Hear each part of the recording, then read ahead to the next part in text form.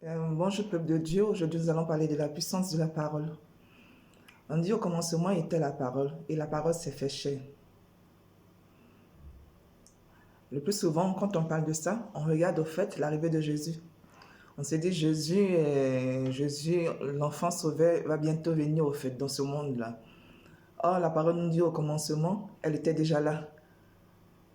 Dieu le Père, le Fils et le Saint-Esprit a dit, créons l'homme à notre image.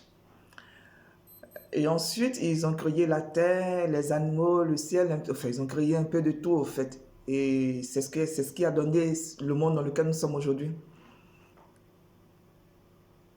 Et donc, si on doit conclure par rapport à ça, on va dire, au fait, c'est la parole, au fait, qui est, comment je peux dire ça, qui s'est réalisée.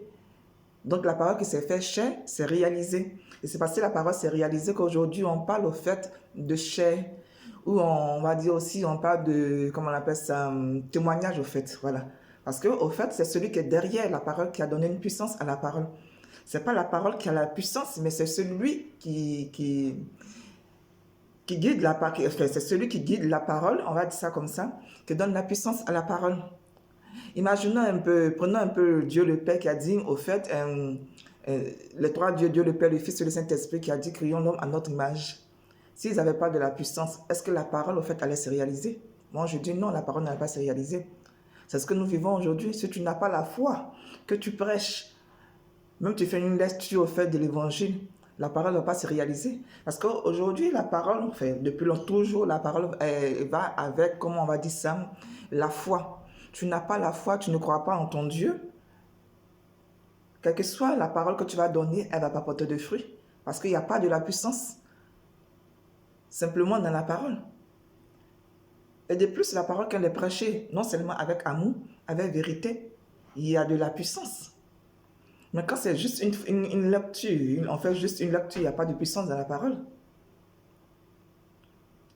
On dit la parole s'est fait chair. Aujourd'hui, on parle de l'enfant sauvé, au fait, l'arrivée de Jésus de Nazareth. Mais quand on veut analyser la situation, on parle de quoi? Moi, je vais dire qu'on parle de justice. Parce que la parole, au fait, la parole, l'évangile tout entier, tout l'évangile parle de la justice. Prenons l'exemple, quand vous priez pour quelqu'un, vous demandez au fait à la libération de cette personne. Quand vous voulez demander la bénédiction d'une personne pour qui vous priez, vous demandez au Seigneur de, comment je vais dire ça, euh, de sortir cette personne-là de son problème, soit de sa pauvreté, sa maladie, égale le but pour lequel vous priez. Vous demandez au fait au Seigneur de sortir cette personne de sa souffrance. Vous comprenez? Et quand la parole se réalise, on dit oui, il y a, comment je peux dire ça, quand la parole se réalise, on va dire quoi, la grâce est là, la grâce a agi. Donc l'homme pour qui vous avez prié a reçu une grâce au fait. On dit là où il y a le péché, la grâce surabonde. Là où il y a le péché, la grâce surabonde. Mais là où il y a le péché, on sait que le péché ne vient pas de Dieu. Mais la grâce, elle vient de qui? Elle vient de Dieu au fait. Le Dieu tout-puissant que nous connaissons. Et si la grâce vient de lui, on va dire quoi? On va dire que Dieu a sorti le pauvre de sa pauvreté et il l'a rendu riche. Ou bien de sa maladie et il lui a donné la guérison. Ou bien de son esclavage, il lui a donné la liberté. Donc en fin de compte, on va dire quoi? Moi je conclue en disant que la parole est justice. On dit l'enfant nouveau, l'enfant sauveur nous est né. Il y a un sauveur qui nous est né. Quand on parle de sauveur, on parle de quoi? L'arrivée d'un sauveur. Donc on parle aussi de justice. Quand on parle, comment je peux dire, de résurrection, on dit quoi? D'abord, Pâques, c'est quoi? À la veille de Pâques, on a tué un innocent. On a tué Jésus de Nazareth. Un innocent. Quelqu'un qui est venu dans ce monde-là pour parler de la justice, de l'amour, de son Dieu, de Dieu le Père, son Père au fait que nous ne connaissons pas. Il est venu nous parler de lui. Il est venu nous dire au fait que le Père existe. Et nous, en revanche, qu'est-ce qu'on a fait? On a déchiré ses vêtements. Oui, on a déchiré ses vêtements. On l'a craché sur son visage. On l'a accusé de gauche à droite, à tort, de tout le nom, de n'importe quoi. Jésus a poursuivi son chemin, il est arrivé à la croix. Aujourd'hui, qu'est-ce qui s'est passé? La seule manière pour lui de pouvoir crier justice, c'était de faire quelque chose que l'homme n'avait jamais fait auparavant. Mais qu'est-ce qu'il a fait? Il a marqué la différence. Aujourd'hui, grâce à cette différence, on peut parler de résurrection. Aujourd'hui, on parle de la montée de Jésus au ciel. Pourquoi? Parce que Jésus, après sa mort, il est revenu, nous l'avons vu. Les apôtres l'ont touché. Thomas, qui ne croyait pas, il l'a touché. Il a touché ses mains, ses côtés, son côté au fait. Et Jésus lui a dit quoi? C'est parce que tu as cru. Tu as vu que tu as cru. Mais heureux celui qui ne voit pas, mais qui croit. Quand Jésus disait ça, il parlait de quoi? Il parlait du futur. Il parlait du présent aujourd'hui qui est le futur, au fait. Il parlait de nous qui sommes là. Nous qui n'avons jamais vu Jésus, au fait. Nous qui n'étions pas dans le passé, au fait, qui n'avons jamais vu Jésus, mais qui témoignons, en fait, de la parole. On dit la parole est vivante. Pourquoi on nous dit que la parole est vivante?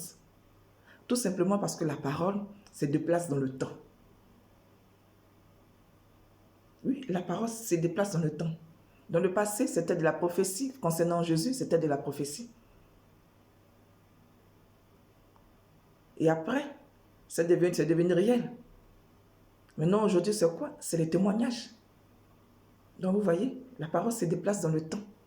On explique la parole en fonction de ce que nous vivons, en fonction du lieu, du temps et des circonstances. Aujourd'hui, dans l'église, dans certaines églises, les gens ont peur de parler de justice. Pourquoi? Mais si la parole est justice, que les gens ont peur de parler d'elle, de cette justice, vous voulez qu'on parle de quoi? De vous, à moi, vous voulez qu'on parle de quoi? La méchanceté de l'homme nous a réduit au fait à ça. La souffrance, l'esclavage, la mort. La résurrection de Jésus nous a quoi? Nous a sortis de notre peur. Non seulement la résurrection nous a sortis de notre peur, mais nous a fait comprendre au fait qu'après la mort, il y a la vie. La résurrection nous a fait comprendre au fait qu'il peut y avoir un changement si on le désire. Parce que le Seigneur a dit, celui qui veut me suivre, qui porte sa croix. Tu portes ta croix, tu suis Jésus de Nazareth. Tu n'as rien à perdre, tu as beaucoup à gagner. Prenons le cas de, comment on appelle ça, le monsieur, le voleur qui était sur la croix. Il y avait deux voleurs. Chacun a fait son choix. L'autre a décidé d'enfoncer Jésus en le condamnant. Et l'autre a décidé de demander pardon. Il a dit non, aujourd'hui même, dès que je suis dans le ciel, tu seras avec moi. Pourquoi? Parce qu'au fait, les gens ont peur de certaines choses. L'orgueil. Aujourd'hui, les gens ont peur. Le Seigneur a dit, si tu me réunis, moi, je vais te renier devant les gens. Le Seigneur a dit, si tu m'aimes devant les gens, moi aussi, je vais te lever devant les gens. Si tu crains ce que les gens vont dire, mais celui qui veut sauver sa vie, il va la perdre. De vous, au moins, qu'est-ce que vous voulez? Dites-moi, qu'est-ce que vous voulez? Pourquoi vous partez à l'église? Pourquoi on va à l'église? Pourquoi on a tant besoin de la parole? Pourquoi on recherche la parole? Le monde d'aujourd'hui est rempli au fait de péché, de souffrance, de méchanceté. Et les gens refusent de parler de la justice. Alors que même la justice, c'est-à-dire que même si on ne parle pas d'elle, elle agit. Parce que le pauvre crie et le Père entend. Le pauvre crie, le Père entend. Le pauvre crie, le Père entend. Le peuple de Dieu crie, le Père entend. Mais aujourd'hui, on ne sait plus qui est qui. À cause des faux prophètes. Certaines personnes vendent au fait, comment je peux dire ça, la puissance. Une puissance qu'ils n'ont même pas encore acquérie au fait, ils la vendent. Ils ne savent même pas comment cette puissance-là fonctionne, mais ils la vendent. Mais pourquoi ils la vendent? Parce qu'il y a des gens disposés à les écouter, au fait. Ceux qui prennent le temps pour aller écouter les faux prophètes. Ceux qui prennent le temps pour courir après les miracles. Pourquoi ne pas ouvrir une Bible, la lire, et puis crier au secours? Dieu de Nazareth, Jésus, sauve-moi. Pourquoi? Pourquoi ne pas essayer de comprendre l'évangile, au fait, qui est la puissance? Tu veux croire en quelque chose, pourquoi ne pas croire à la bonne personne? Pourquoi ne pas croire en la bonne personne? Aujourd'hui, on se perd, on ne sait même pas où on va. On ne sait même pas ce qu'on veut. Tout ce qu'on veut, c'est les choses de ce monde, alors que les choses de ce monde nous enfoncent. Tout ce qu'on veut, c'est les choses de ce monde, alors que les choses de ce monde nous enfoncent. Les choses de ce monde nous enfoncent. Regardez tous ces morts dans l'eau. Ces réfugiés politiques. Ces peuples qui se déplacent de gauche à droite. Des humains qui vendent leurs frères humains. On parle d'esclaves aujourd'hui. Et en même temps, on parle de quoi? Abolition de l'esclavage. Depuis un moment, on a parlé de l'abolition de l'esclavage.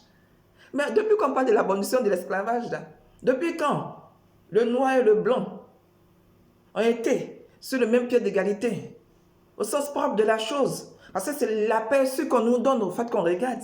Non, dans le réel, ce n'est pas ça, c'est différent. Je ne suis pas venu partager les choses, au fait. Je ne suis pas venu soulever l'attention de qui que ce soit. Je dis non, ce n'est pas ça. Mais quand on regarde les vidéos qui viennent de certains pays, on regarde l'injustice qui se fait dans ce monde, on regarde le pauvre qui est en train de mourir, on regarde quoi que ce soit, on regarde par exemple la politique qui se fait en Afrique. On dit, il y a problème là. Il y a problème. On va où là? Le péché est en train d'abonder. Et on dit aux chrétiens, vous ne pouvez pas prêcher la justice. Non, tu ne peux pas prêcher la justice. Mais si tu ne peux pas prêcher la justice, tu peux prêcher quoi? Au nom de Dieu, tu peux prêcher quoi? Écoutez, soit on prêche l'évangile, soit on ne la prêche pas. Soit on prêche l'évangile, soit on ne la prêche pas. Qu'est-ce que tu veux? Qu'est-ce que tu veux? Qu'est-ce que tu veux? Qu'est-ce que tu recherches? En lisant la Bible, tu fais quelque chose que quelqu'un ne fait pas à ta place. Tu prends une Bible, tu l'ouvres, tu la lis. Qu'est-ce que tu fais? Tu cherches à la comprendre. D'abord, tu es seul. Donc, quand tu es seul, tu te crées une relation avec la parole. Avec ton Dieu que tu ne vois pas, mais qui est vivant à travers l'évangile. Ensuite, tu cherches à la comprendre. Quand tu la comprends, soit tu tombes amoureuse de ça, d'elle au fait, soit tu la détestes. Mais quand tu tombes amoureux de l'évangile, c'est-à-dire quoi? Tu te rapproches de ton Dieu. Et en ce moment, tu cherches quoi? La justice et l'amour. Du spirituel. Au fur et à mesure que tu t'approches, tu dis, oh Seigneur, je te découvre, je t'aime. Je me rapproche de toi et je veux vivre ta justice. Parce que c'est ce que tu fais. En revanche, qu'est-ce que le Seigneur fait? Il te donne son amour et sa protection. Il marque la différence entre toi et certaines personnes. Il marque la différence entre toi et certaines personnes. Mais aujourd'hui, les gens ont peur de porter la croix. Tu ne veux pas porter ta croix, mais tu veux vivre la résurrection. Tu ne veux pas porter ta croix, mais tu veux témoigner. Mon frère, ma soeur, mais tu vas parler de quoi? Dis-moi, de quoi tu vas parler? Parce qu'on se base, dès le départ, sur l'évangile, pour pouvoir expliquer la parole et s'orienter. Parce qu'il faut bien expliquer la vie du maître, qui est Jésus de Nazareth. Mais après ça, qu'est-ce que te rapproche de Jésus de Nazareth? Qu'est-ce qui fait de toi, au fait, son frère, sa soeur, son enfant ou son élève? Qu'est-ce qui fait de toi? Qu'est-ce qui prouve au fait que tu as été formé? Que le potier t'a façonné? De quoi tu vas parler?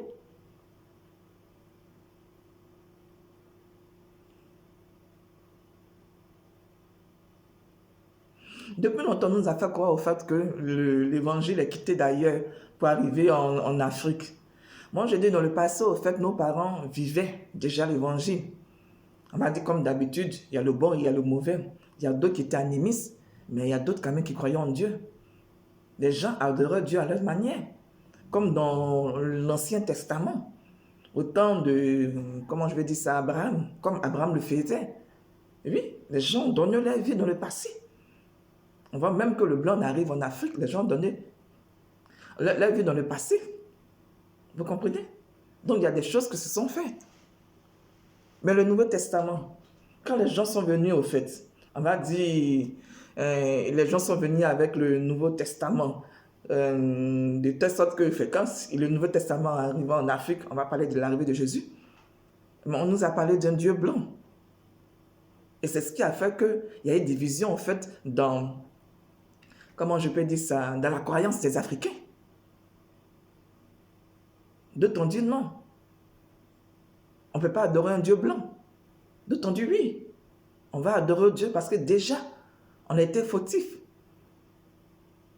Ceux aujourd'hui qui ont vécu l'histoire au fait de la mort de Jésus dans le passé, puisqu'on dit l'Afrique est le berceau de l'humanité.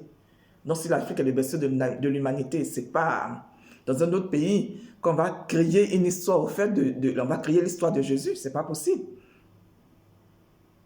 Au commencement était la parole. Les premiers hommes ont été découverts en Afrique, c'est ce que l'histoire dit. C'est ce que le berceau de l'humanité apprend de nous dire. Ce qui veut dire que c'est évident, c'est plus qu'évident que Jésus soit au fait, l'histoire de Jésus, l'histoire de la Bible, soit faite en Afrique. C'est ce qui est normal.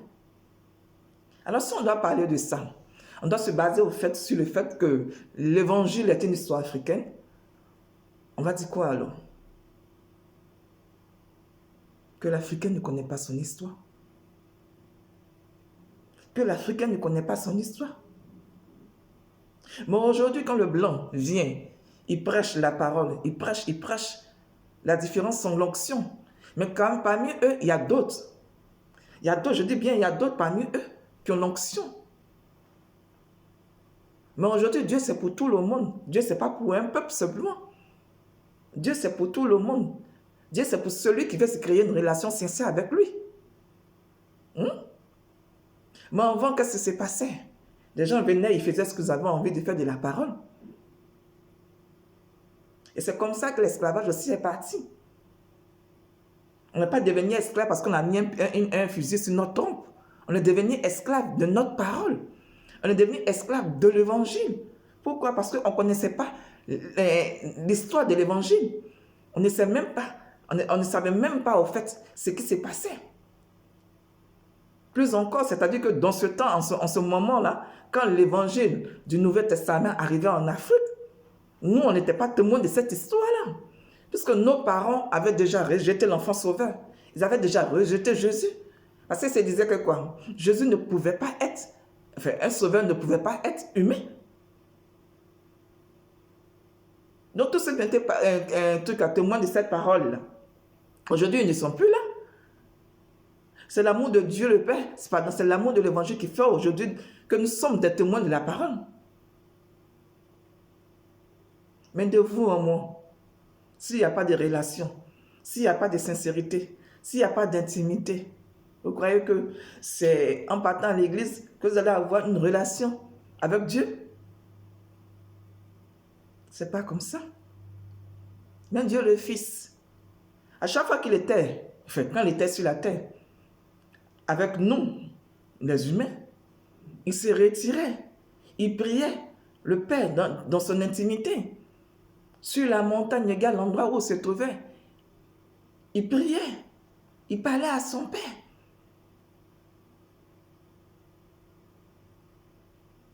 Et il y a eu même des témoins, il y a eu Jacques, il y a eu Pierre, qui ont vu la transfiguration de Jésus de Nazareth sur la montagne. Il ne l'a pas fait parce qu'au fait, il voulait faire de la publicité. Non.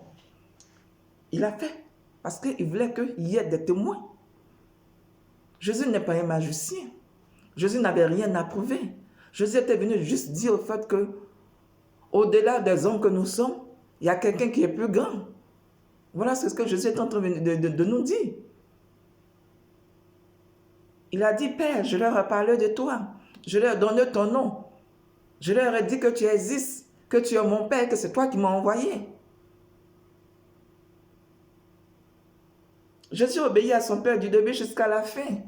Et tout ça pour vous, c'est quoi? C'est de l'amour. C'est ce que le Seigneur nous dit. Aimez-vous les uns les autres. Comme moi, je vous ai aimé. On parle de justice. Aujourd'hui, on se dit que quoi? La justice, au fait, du spirituel et la justice du terrestre. Nous, Africains, enfin pas Africains, nous, humains, on croit qu'il y a une différence. Moi, je dis non. Parce que les 10 commandements, c'est la justice des Africains, pardon, des humains. Humains, je dis homme avec grand H. C'est parce que la justice humaine n'est pas respectée. Quand on croit au fait qu'il y a une différence entre le spirituel, entre la loi spirituelle et la loi des hommes. Non, il n'y a aucune différence. Parce qu'on dit tu ne tueras pas, tu ne voleras pas, tu ne vas pas convoiter la femme d'autrui. Mais aujourd'hui, c'est ça. On dit de respecter le mariage. Femme, aimez votre mari. Mari, aimez votre femme, c'est ça. Respecte ta femme. Ne tue pas. Quand si tu tues, tu vas faire la prison. Mais c'est ce qu'on te demande. Tu ne dois pas tuer. Tu n'as pas le droit de tuer. Tu n'as pas le droit de voler. Tu n'as pas le droit de faire tout ce qui ne doit pas se faire, en fait. Même s'il arrive que tu le fais, remets-toi en cause. Oui, remets-toi en cause parce que la chair est faible. Mais dans le paradis, là, il y a plus de convertis. Dans le paradis, il y a plus de convertis. Raison pour laquelle Jésus est venu dans ce monde-là. Il est venu pour faire des convertis. Il est venu sauver le monde. Il n'est pas venu claquer les doigts comme ça. Il est venu sauver le monde. Il est venu faire des convertis. Ce qui explique le chemin de croix. C'est ce qui explique le chemin de croix. Jésus est tombé, il s'est levé, il est tombé, il s'est relevé. Il a continué sa marche jusqu'à Golgotha. Jusqu'à la dernière minute sur la croix. Pour conclure, il a dit, Père, tout est achevé. Genre, du début jusqu'à la fin, j'ai obéi. Du début jusqu'à la fin, je suis monté à Golgotha avec ma souffrance, avec ma croix. Même quand c'était difficile, je l'ai fait. Je n'étais pas régné. Je n'étais pas régné. C'est vrai. Dans le jardin Gethsemane, là, c'était un peu compliqué. Jésus a pleuré. Mais un ange est venu le fortifier. Pourquoi? C'est des choses qui peuvent nous arriver. Jésus était aimé. Donc, si Jésus a vécu toutes ces choses-là, c'est-à-dire que nous, en tant que croyants, en tant qu'enfants de Dieu, c'est des choses qui peuvent nous arriver. Mais si ça nous arrive, qu'est-ce qu'on doit faire? Est-ce qu'on doit tout abandonner? Je dis non. Parce qu'à notre tour aussi, un ange est venu nous fortifier. À notre tour aussi, le Saint-Esprit va nous donner la force. Qu'est-ce que nous devons comprendre? C'est-à-dire que rien n'est facile. On ne va pas mourir comme Jésus est mort. Mais on va porter notre croix en fonction de ce qu'on peut faire. Le Seigneur a dit, je ne vais pas vous tester au-delà de ce que vous pouvez donner. Mais le Seigneur, quand il t'a mis au monde, au fait, tu es venu au monde, et tu es venu pour un but bien précis. Il a dit, aujourd'hui, toi, tu viens, tu entres au fait en scène, parce qu'au fait, il y a quelque chose pour toi. Et quand c'est le moment, c'est le moment. Quand le Seigneur dit, tu rentres en scène parce que j'ai quelque chose pour toi, enfin, tu as un message à donner, tu as des choses à faire, c'est que tu as des choses à faire. Quel que soit ce qui va arriver, tu n'as rien à dire. Tu es là pour servir au fait Dieu le Père. Tu es là pour faire la volonté de Dieu le Père. Tu es là pour certaines choses au fait. Pas pour toi, pas pour les gens de ce monde. Ils ont qu'à te critiquer, ils ont qu'à t'insulter, ils ont qu'à faire tout ce qu'ils veulent, tu t'en fiches. Tu sais pourquoi tu es là, tu sais qui t'a créé. Tu sais ce que tu es venu chercher dans ce monde-là. Peuple de Dieu, c'est vrai, on a peur de mourir, on a tous peur de mourir. Même Jésus même avait peur de mourir. Il avait peur de mourir, ça je vous l'ai dit. Parce que quand ce n'était pas son heure, on a voulu le pousser dans le ravin. Il a quitté la place, il est parti. Il est parti. Mais quand son heure est venue, il a demandé, vous cherchez qui? Vous cherchez qui? Les gars ont dit Jésus de Nazareth. Il dit, c'est moi Jésus de Nazareth. Laissez partir les autres. Laissez partir les autres. On ne peut pas obliger quelqu'un à suivre Jésus. Non, on ne peut pas obliger quelqu'un à suivre Jésus. Mais si tu le fais avec amour. Tu ne peux pas trier au fait ce qui doit être ta croix. Tu ne peux pas trier ce que tu peux faire, ce que tu ne peux pas faire. Le Seigneur même qui te connaît, depuis le sein de ta main, il sait ce que tu peux faire. Il sait ce que tu peux faire. S'il t'a choisi, c'est parce que déjà il te connaissait. Il sait que tu es, il sait que tu peux remplir la mission. Ce monde est rempli de mensonges, de faux prophètes, d'injustice. Aujourd'hui, on abuse de tout le monde. On abuse de tout le monde. L'évangile n'est même pas bien prêché. Tout le monde veut faire des miracles. Tout le monde veut faire des miracles. On crie miracle à gauche, miracle à droite, miracle en haut, en bas. Partout, on parle de miracle. Mais personne ne parle de justice. Personne ne parle de justice. Mais à chaque fois que tu vas crier Seigneur, au secours, secours, secours, tu vas parler de justice. Une église qui refuse, une religion qui refuse de parler de la justice, je dis, ce n'est pas une religion ça. Cette religion, non, elle ne vient pas de Dieu. Je ne sais pas d'où elle vient, mais elle ne vient pas de Dieu.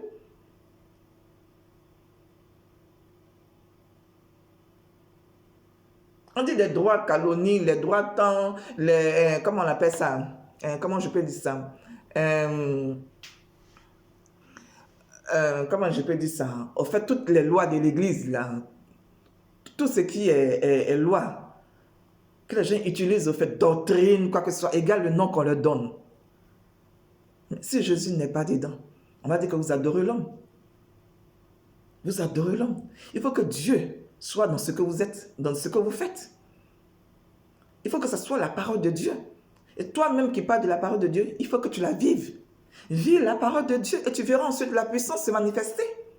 La puissance n'est pas avant, le Saint-Esprit ne vend rien. Non. Ce n'est pas quelque chose que tu as, que quelqu'un va venir voler, ça ne se vole pas. Quand le Seigneur te bénit, il te bénit. Ce qui est pour toi est pour toi. Ce qui est pour toi est pour toi. Tu vas être co-héritier du Christ. Mais écoute, le Christ, il a fait, il a montré au fait qu'il est enfant de Dieu. À toi de montrer aussi, de démontrer au fait ce que tu vis. Jusqu'à où, au fait, tu peux t'arrêter. Mais si tu commences rien, hein, tu n'auras rien. Si tu ne sèmes pas, tu ne peux pas récolter. Les gens veulent que je prêche, je prêche, je prêche. Je prêche, c'est une bonne chose. Moi aussi, quand je prêche, ça me fait du bien.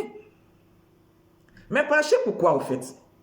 Parce que quand on prêche, on donne la parole.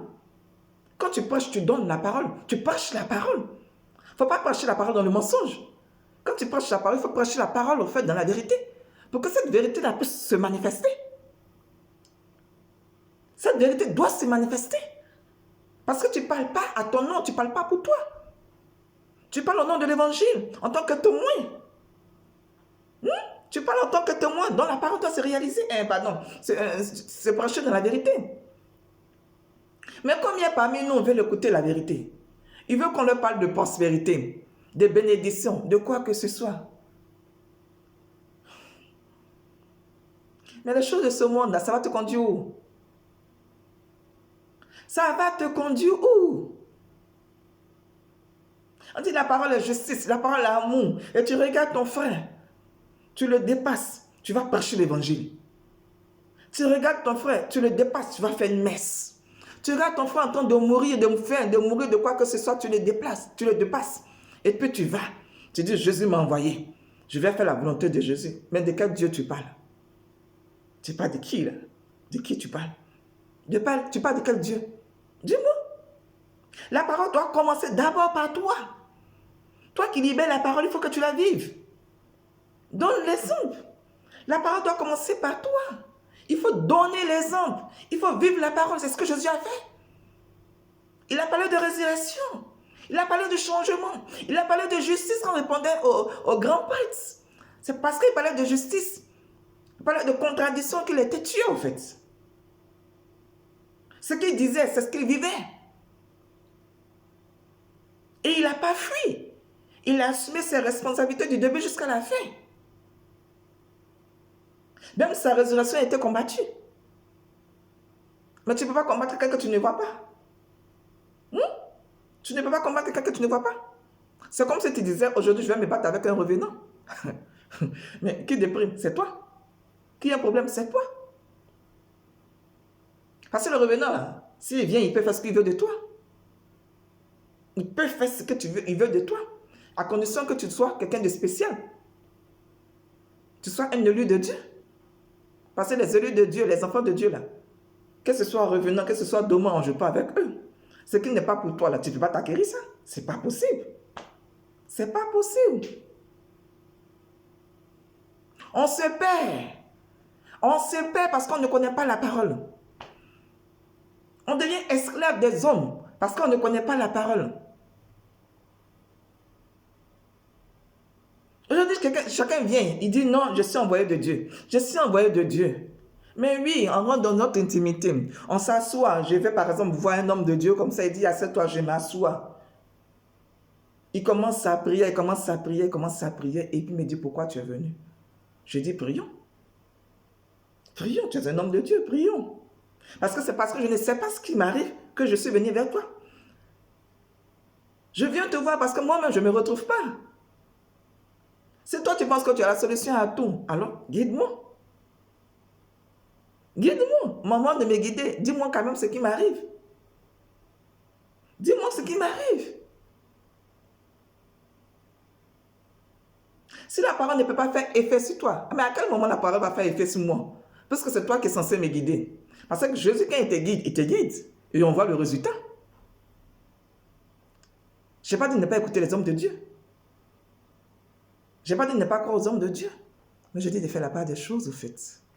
Faisons la part des choses. L'homme, il est limité. Le prophète, il est limité. Mais Dieu, non. Il n'a pas de limite. Parce que ce qu'il dit, il le fait. Et les gens le voient. Les gens voient ce qu'ils disent. Enfin, les gens voient le résultat de ce qu'il dit. On ne peut pas voler la bénédiction de quelqu'un. Ce que Dieu t'a donné, c'est pour toi. On veut ce que tu as, mais on ne veut pas de toi.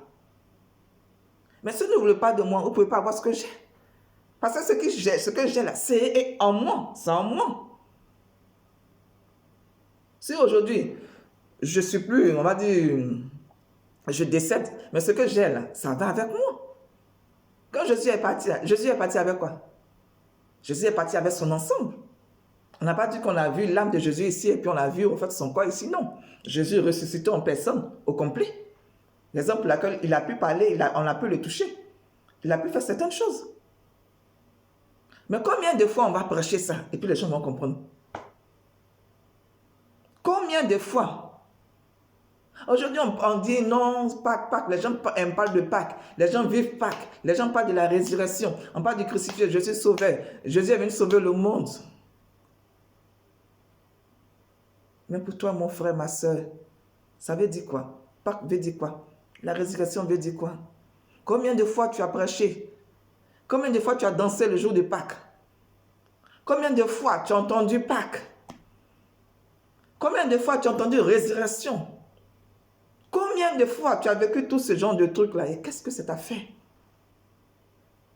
Oui, quand tu t'assois, tu tires une conclusion de ta vie. Après toutes ces nombreuses fêtes de Pâques-là, quel est ton changement?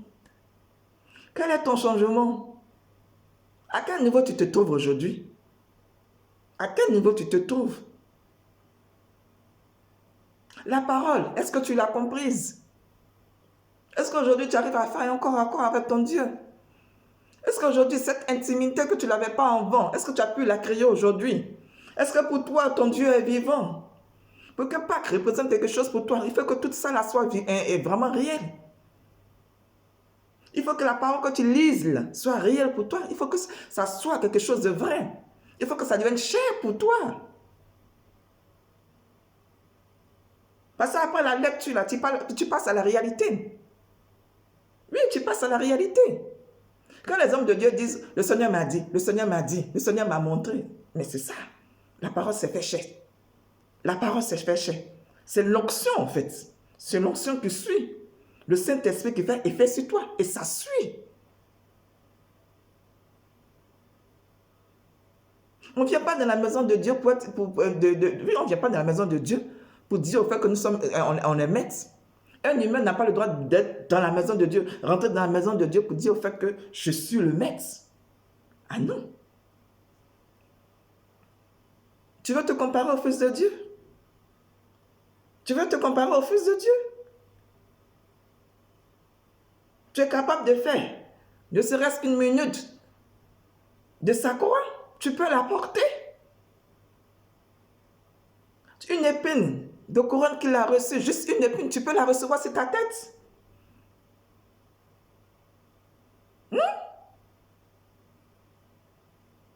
Qu'est-ce que tu veux faire? Qu'est-ce que tu peux faire? Le Seigneur a dit non. Il ne faut pas faire des représentations du spirituel dans ce monde. Mais aujourd'hui, les gens, regardez comment ils vivent. Ils créent de ces églises-là, ils créent de ces quoi que ce soit, et puis ils sont assis là, les gens les servent. Non, le Seigneur m'a choisi, non, le Seigneur m'a dit, le Seigneur m'a fait.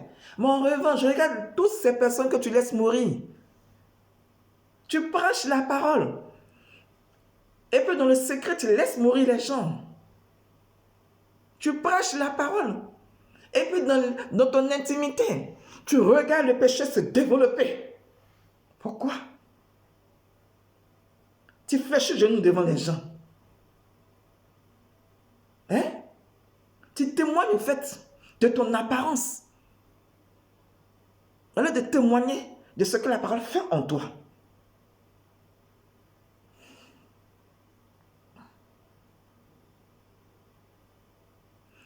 Mais jusqu'à quand tu vas utiliser l'évangile? Hein? Jusqu'à quand tu vas profiter de l'évangile pour satisfaire tes propres besoins? Jusqu'à quand? Tu ne peux pas. La parole est un couteau à double tranchant. C'est-à-dire, il y a une heure pour toi, il y a une heure pour la justice de la parole. Parce que tu vas continuer comme ça, jusqu'à après on te dit non, pour toi c'est bon, tu t'arrêtes là. Tu t'arrêtes là, mon frère. Mais c'est pour Jésus, si Jésus a eu une fin, si dans ce monde-là, il y a une fin, c'est-à-dire qu'il y a une mort pour Jésus, donc tout s'est arrêté là. C'est que pour toi aussi va s'arrêter là. La justice de Jésus, ça a été la résurrection. Mais toi, ta justice, ça sera quoi? Si ce n'est pas le paradis, c'est l'enfer. Parce que tout ce qu'on sème, on récolte ça. Tu ne peux pas faire du mal à quelqu'un et puis dire carrément non. Priez pour moi. Ou bien je vais prier pour vous. Ou bien je vais faire quoi que ce soit. Non. Nous sommes tous des pécheurs. Mais avant de suivre le Seigneur, là, quand tu dis, le potier façonne le vase, ça veut dire quoi? Le Seigneur te purifie d'abord. Le Saint-Esprit te purifie. Ils vont te purifier. Ils vont te purifier. Mais la purification, là, c'est quoi? Il y a humiliation dedans.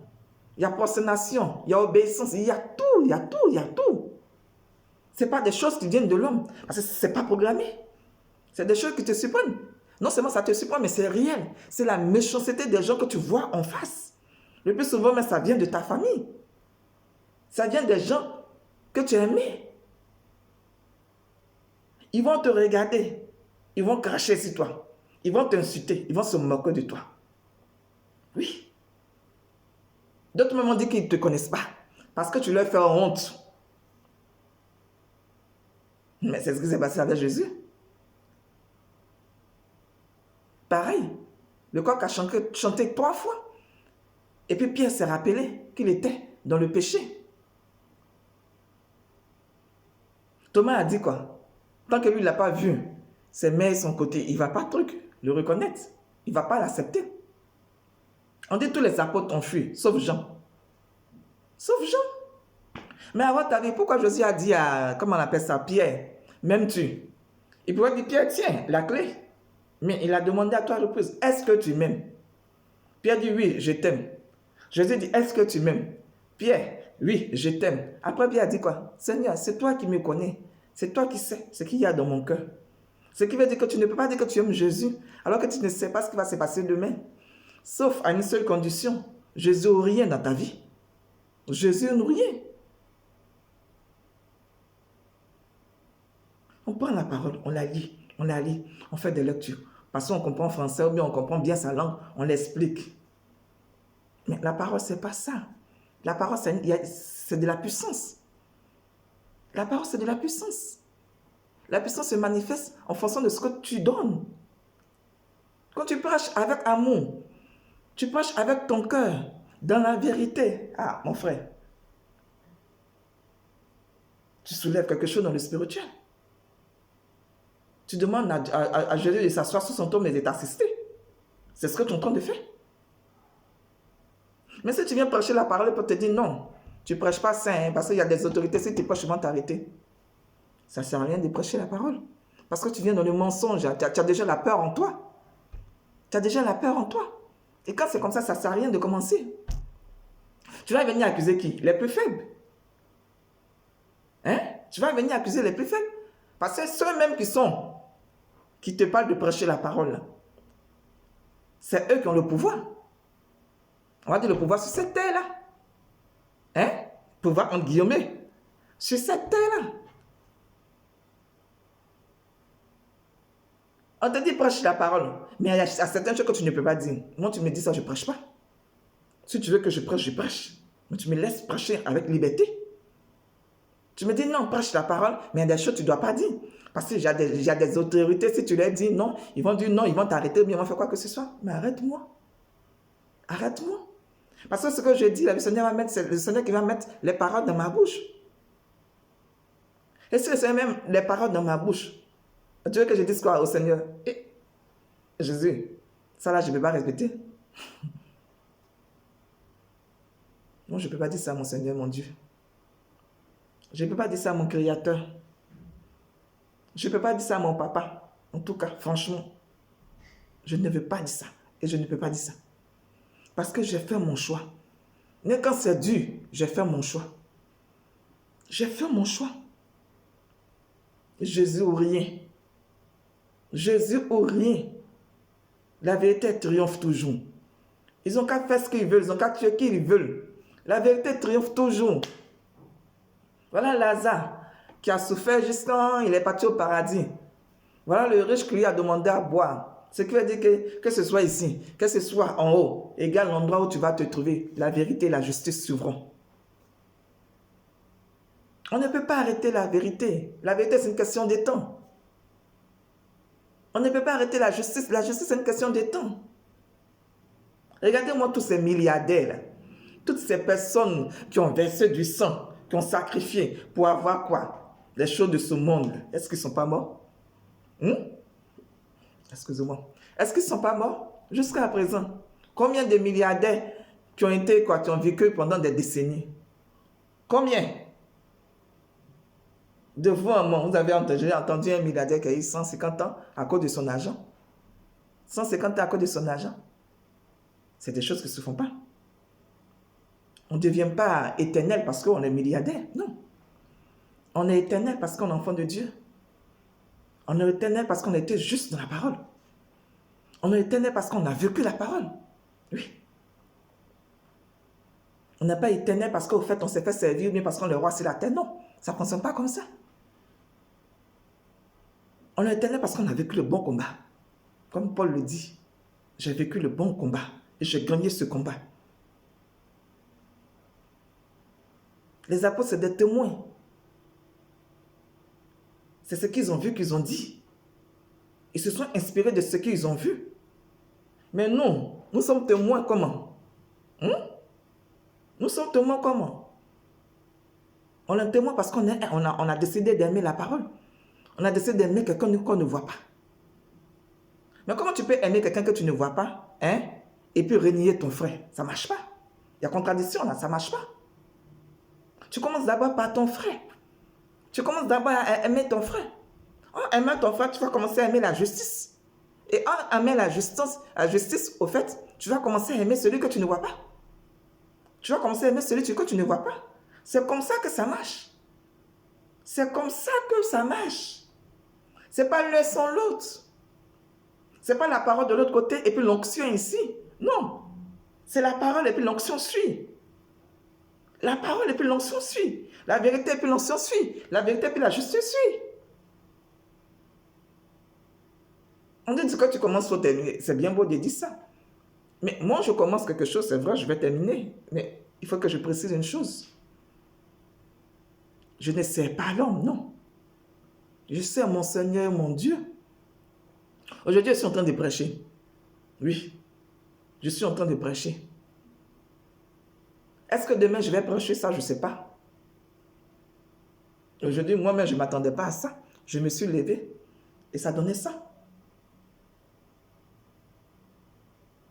Peut-être parce que si quelqu'un me voit ou bien voit ma vidéo en train de prêcher, peut-être que les mots que je suis en train de sortir peuvent sauver une vie. Peut-être que c'est le bon moment de faire sortir ce genre de trucs-là, de mots, de parler de justice. Peut-être que c'est ce moment-là que quelqu'un attend pour se lever, pour s'asseoir sur sa chaise. Peut-être que c'est ce moment-là. Regardez, moi-même, je suis en train de vous parler là, je ne suis pas encore mariée, je n'ai jamais été mariée. Mais depuis que le Seigneur m'a donné mon mari, mais pourtant je ne suis pas encore mariée. J'attends que mon mari vienne. Mon mari est sud-africain, il est congolais. On va dire mon fiancé. Si c'était aussi, on va dire mon fiancé, parce que pour le moment, je ne porte pas d'alliance. J'attends qu'il vienne. J'attends qu'il vienne. Certaines personnes qui m'ont suivi depuis le départ ont vu que j'ai posté des photos. Ils se disent que quoi? Il n'y a pas de mariage et puis encore contradiction. Mais tu ne peux pas prêcher sur une vidéo, publier des choses, parler de Dieu et puis rester dans le mensonge. Donc si tu parles de quelque chose, c'est parce que tu as cru en ça. Si tu parles de quelque chose, c'est parce que la chose va se réaliser. Oui, la chose va se réaliser. C'est le Seigneur qui donne. C'est que l'homme dit, on s'en fiche de ça. La méchanceté de l'homme est tellement grande. Si tu veux écouter ça, franchement, tu vas casser ta foi. Tu vas casser ta foi. Et jamais tu vas construire quelque chose. Jamais ta parole sera chère. Jamais ta parole va se réaliser. Parce qu'ils vont te faire marcher dans le doute. Ils vont te faire marcher dans le doute. Mais toi, tu sais en qui tu as cru. Tu sais ce que tu veux, tu sais où tu t'en vas.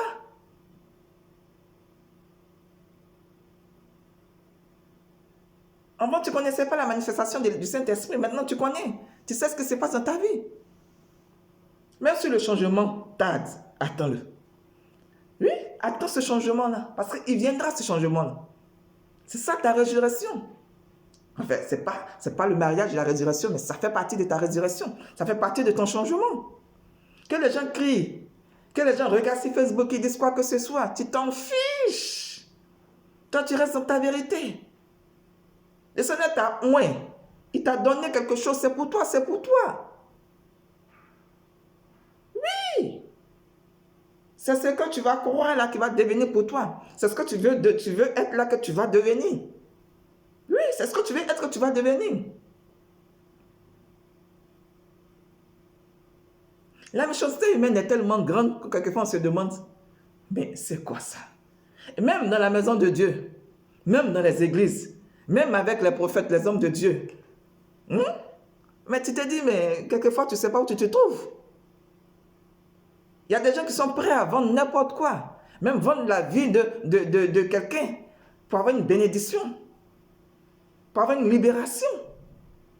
Moi je dis, ça fait pitié. Parce que quand tu vas finir de vendre la vie d'autrui, quand le Seigneur va te demander, prophète, homme de Dieu, où est telle personne? Où est cette personne? Tu vas lui dire quoi? Que je voulais ma libération, je voulais ma bénédiction, raison pour laquelle je l'ai ignoré, raison pour laquelle je l'ai sacrifié, je l'ai livré. Soyons réalistes quand même. Soyons réalistes. On juge les uns, on juge les autres, alors que nous-mêmes, on est dedans, dans la discrétion, on est dedans.